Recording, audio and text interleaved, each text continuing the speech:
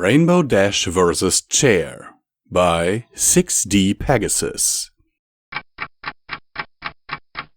Rainbow Dash flew lazily in a circle. Clouds circled overhead. The sun was really hot and the rainbow knew it. She knew it too well. Now she was thirsty. "Thanks, Celestia," Rainbow grumbled as she descended down to Ponyville. Upon landing, she folded her wings tightly to her side and gazed around town. "No, I don't need peanuts. No, I don't need any sofas. No, I don't need an extra quill. I just need..." Her gaze fell upon a water stand in the distance. "Haha! Water! Sweet, sweet, amazing, wonderful water!"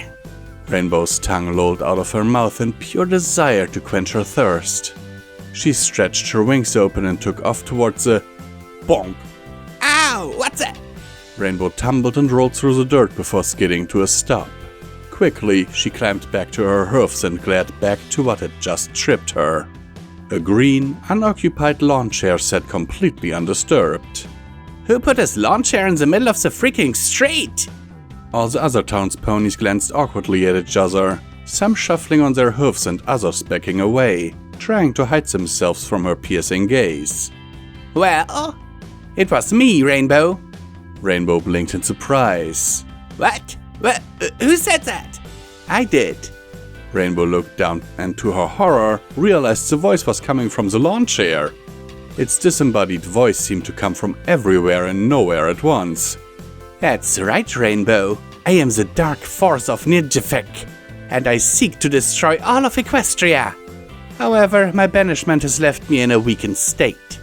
So I have possessed this lawn chair and slowly moved myself to this very spot so that, hours later, you would unwittingly fall into the trap and stub your hoof on my unyielding surface. In your injury, you will be too weak to stop me, and I will be able to possess you and destroy Celestia and her infernal sister forever." Rainbow blinked. "I mean, that sounds cool, but you're a lawn chair." The lawn chair lawn-chaired. "Okay, and?" Rainbow cocked her head. "I mean, you can't do anything. You're an inanimate object." The lawn chair began to glow and vibrate evilly. "That's what you think. Over the many years, I've gained access to much more powerful abilities. Observe!" The lawn chair began slowly moving towards Rainbow Dash, no visible force in sight.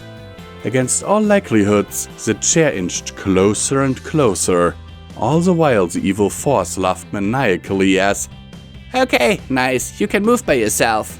I can just walk away." To prove her point, Rainbow casually trotted a few body lengths away and immediately quadrupled the distance between her and the chair. "I see. You are extremely clever, Blue Pegasus. You have my respect. I just walked a... However, I imagine you did not foresee this coming." Suddenly, the lawn chair folded and fell flat to the ground. For what seemed like an eternity, everyone stared at the flat chair in silence until it unfolded itself rapidly and dove towards Rainbow, colliding straight with her head. "Ow!" The chair let out another deep chuckle. "How's that?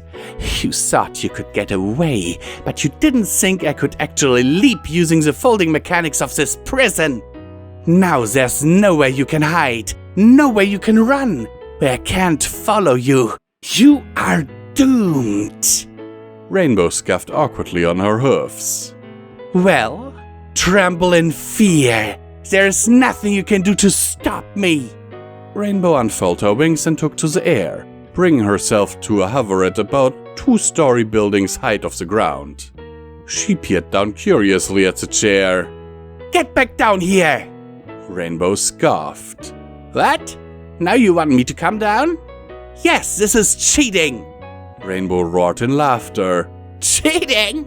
You want to take over my body and destroy the princesses? How is me flying away from you cheating in any way?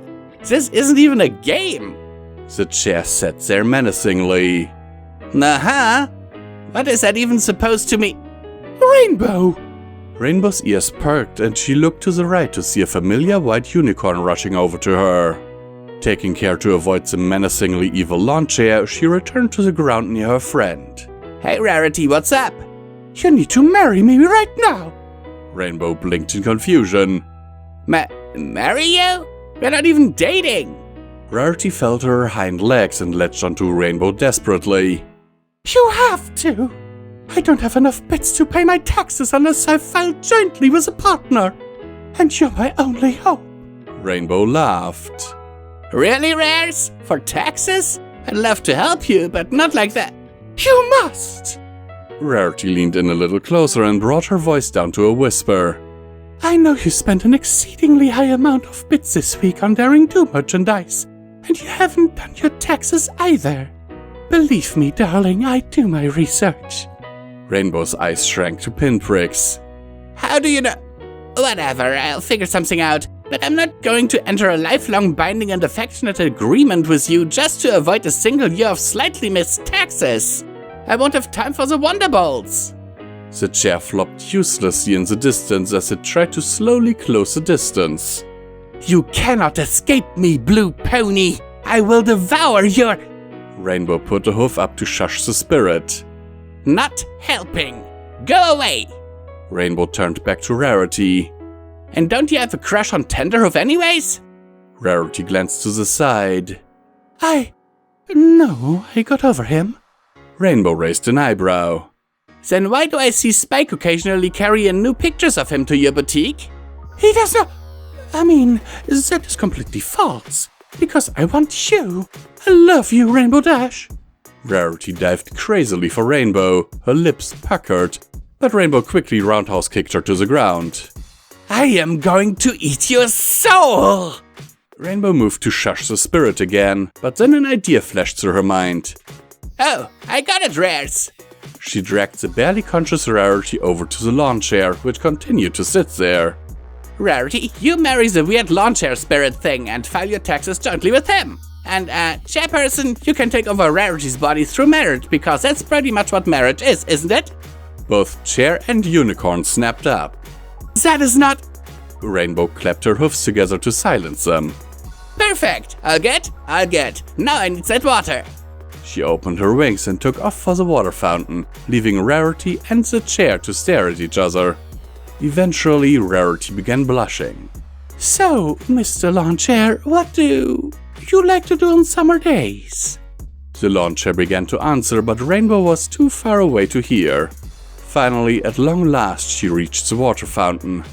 She grabbed a paper cup in her hoof and placed it under the spout, using her nose to push the button to let the stream of cool, glistening nothing out. What? Where's the water? Rarity piped up in the distance. Sorry, darling. I drank the last of it after I put it into my ice cream while crying about my taxes. Rainbow grumbled to herself. Thanks, Celestia. Author's notes. Written in exactly 30 minutes, not including story creation, description tagging, and cover art, which took a total of 1 to 2 minutes. No editing/proofreading. A friend told me it's hard to write terribly intentionally, so I said bet, and here we are after 30 minutes of my life forever gone that I'm never getting back, and I'll probably forget what the heck I wrote here by the time this thing becomes public. I failed the challenge. From multiple pre-readers noting it reads more nonsensical and trying to be bad, but not actually coming across as poorly written. You are right, Pi. Writing bad intentionally is an art.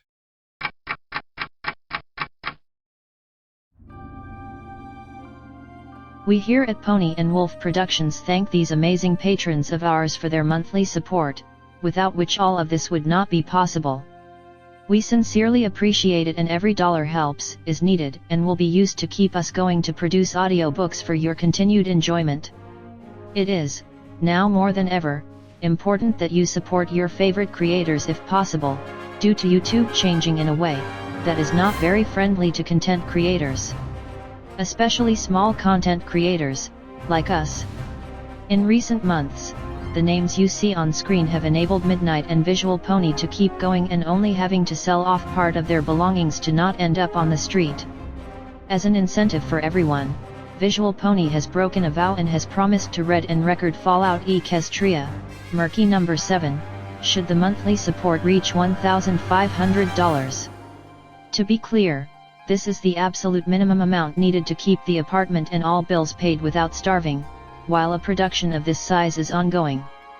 The estimated time for this production would be 3 to 4 years, but people already said that Project Horizons was impossible to do, right? And now look who did it, so with Pony&Wolf, you know we can finish the job. For further information on how to support us, please have a look at the description of this video, as there are also other ways, like our merch store. Sincerely and forever yours, your Pony&Wolf team.